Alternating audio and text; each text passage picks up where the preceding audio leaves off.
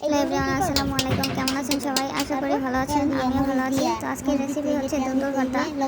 তো ভিডিওটা কিন্তু গত বছরের, তো এতদিন মানে ভিডিওটা করা হয়নি। তো হঠাৎ করে চোখের সামনে চলে আসছে, তো চিন্তা করলাম আজকে ভিডিওটা সুন্দর করে এডিট করে তারপর ভয়েস দিয়ে আপনাদের সাথে শেয়ার করি।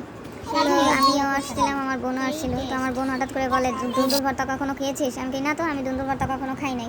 হ্যাঁ, গাছে যেহেতু দুন্দুল ভর্তা আছে, তোকে দুন্দুল ভর্তা করে দেই। তো আমি বললাম ওকে, ঠিক আছে। তো দুন্দুল ভর্তা কিন্তু অনেক অনেক মজা। আমি এই প্রথম খাইছি। তো না খাইলে আসলে বুঝতাম না যে এই দুন্দুল ভর্তা এত স্বাদ। তো পাড়াটা কিন্তু আপনাদের সাথে শেয়ার করলাম না, এই ভর্তা কীভাবে তৈরি করে সেইটা আপনাদের সাথে শেয়ার করলাম। তো এই যে দুন্দুলটা কিন্তু ভালো করে কাইটা কুইটা নিছে। তো এখন এটা কড়াইতে দিয়ে সেদ্ধ করা হবে।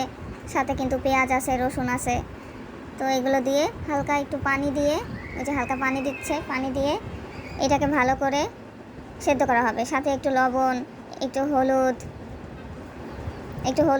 একটু মরিচ, কালারের জন্য, জাস্ট কালারের জন্য আর কি এগুলো দেওয়া হবে, যাতে একটু দেখতে সুন্দর হয়। মরিচের গুঁড়া দিল। তো এখন এটাকে ভালো করে জাল করা হবে, সুন্দর করে, মানে একদম জাল করে একদম ভাজির মতো করে ফেলা হবে।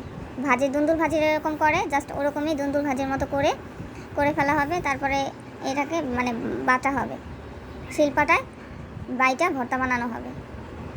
তো আপনারা কারা কারা দুন্দুল ভর্তা খাইছেন অবশ্যই কমেন্টস করে বলবেন যে হ্যাঁ, আমি দুন্দুল ভর্তা খাইছি। আর আমার ভিডিও যদি আপনাদের ভালো না লাগে ইগনোর করবেন প্লিজ, বাজে কমেন্টস করবেন না। ভালো নাই, একজনের ভিডিও ভালো নাও লাগতে পারে, আবার ভালো লাগতেও পারে, স্বাভাবিক। তো ভিডিওতে অনেক কথাই মানে বলতে হয়, কারণ একটা ভিডিও তৈরি করতে গেলে অনেক সময় লাগে এবং কথা বলবে সেটা গুছাইতে হয়।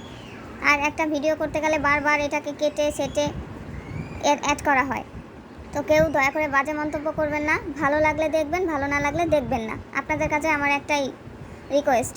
তো ওই যে মাটির চুলা, আসলে গ্রামে গেলে মাটির চুলা রান্না খাই আর শহরের গ্যাসের চুলা রান্না খাই, অনেক তফাৎ, অনেক আলাদা আলাদা টেস্ট।